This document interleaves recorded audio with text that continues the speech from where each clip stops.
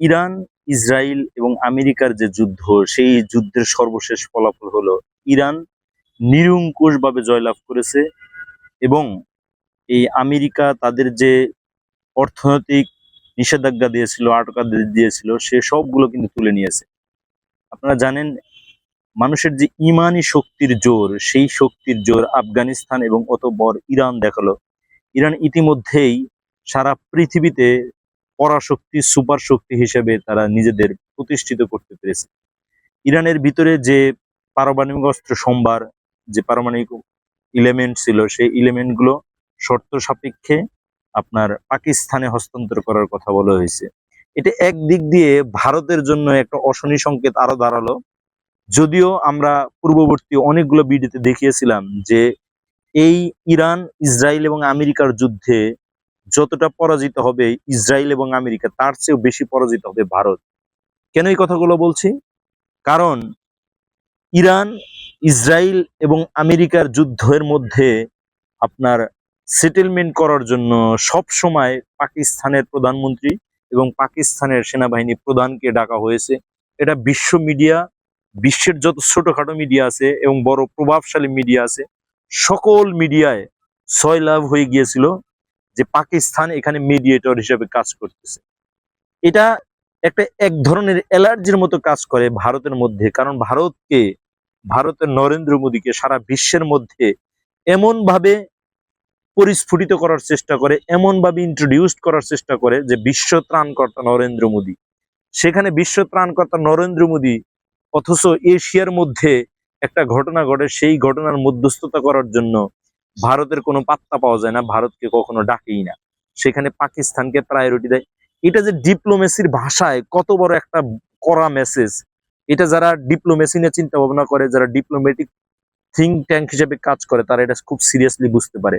তারই প্রেক্ষিতে এখন এই কথা বলাই যেতে পারে যে পারমাণবিক অস্ত্র যে সম্ভাবনাময় তাদের ইরানের মধ্যে ছিল, তার যে এলিমেন্ট, তারা এটা দেখিয়েছে বিভিন্ন সমীক্ষার মাধ্যমে, বিভিন্ন গবেষণার মাধ্যমে, যে ইরানের ভিতরে যে ধরনের পারমাণবিক অস্ত্রের এলিমেন্ট যোগ করা হয়েছিল, সেটা প্রায় 10 থেকে 12টির মতো পারমাণবিক অস্ত্র বানানোর মতো সক্ষমতা অর্জন করেছিল।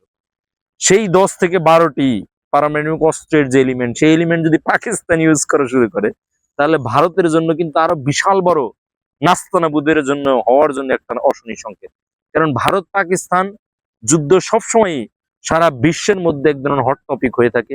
1971 সালে বাংলাদেশকে ভারতের নিজস্ব স্বার্থে যে হেল্প করার কারণে তারা এটা পাকিস্তান এবং ভারতের যুদ্ধ বলে চালিয়ে থাকে, সেই মাত্রাটা কিন্তু এখন এই ইরানের যে পারমাণবিক অস্ত্রের এলিমেন্ট, সেটা নেওয়ার জন্য পাকিস্তান এটা আরো আধিপত্যবাদ বিস্তার করবে সারা বিশ্বের সকল মিডিয়াতে। সুতরাং এটা খুব মানে চিন্তা করার মতোই বিষয় যে আফগানিস্তান যে ইমানি শক্তির বলিয়ানে তারা সারা বিশ্বকে তাক লাগিয়ে দিয়েছিল, ইরানও কিন্তু সেই কাজটা করেছে। আপনারা জানেন যে কয়দিন আগেই যে ইরানের সর্বোচ্চ নেতা, তার যে জানাজা অনুষ্ঠিত হয়েছে, প্রায় 10 কোটি মানুষ সেখানে অংশগ্রহণ করেছিল, বিভিন্ন মিডিয়াতে এসেছে। যদিও এটা কম্প্রোমাইজড মিডিয়া বা কাস্টমাইজড মিডিয়া, সেই মিডিয়ার আলোকেই কিন্তু এই কথাগুলো এসেছে। সুতরাং এটা খুব নিশ্চিতভাবে বলা থাকে, যেখানেই আপনি সত্যর জন্য লড়বেন, আপনি যদিও অ্যাপারেন্টলি মনে হবে, একেবারে প্রথম দৃষ্টিতে মনে হতে পারে যে আপনি পরাজিত হতে যাচ্ছেন, কিন্তু আখেরের মূল কথা হলো যে আপনি 100% জিতে যাচ্ছেন।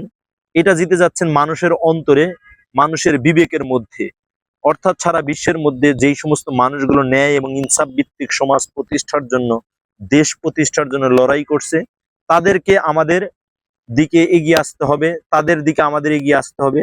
আমরা একে অপরকে যদি এই সাহায্য সহযোগিতা করতে পারি, তাহলে দেখবেন ইমানি শক্তির কারণে সারা বিশ্বের মধ্যে যে ইনসাফ ভিত্তিক সমাজ প্রতিষ্ঠার লড়াই, সেটা আরো অগ্রগামী হবে বলে আমরা বিশ্বাস করি।